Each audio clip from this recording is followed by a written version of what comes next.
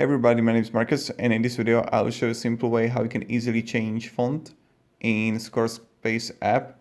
So let's start. The first thing you want to do is just be in Squarespace application, and you just want to simply click on the Squarespace application here and text, and you want to click on the right top corner, the stylish, the brush here. When you're gonna do it, you have option to simply change fonts here and everything here. So fonts. And you can simply choose the font that you like, but you need to wait a little bit because it needs to load,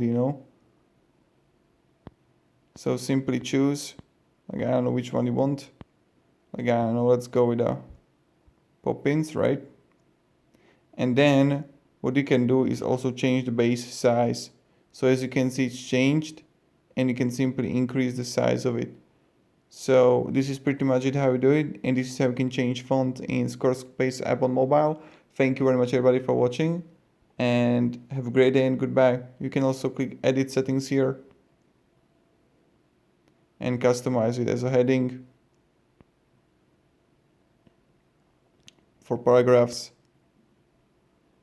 and literally edit it for buttons, etc. So it's like really simple. Thank you very much. Have a great day and goodbye.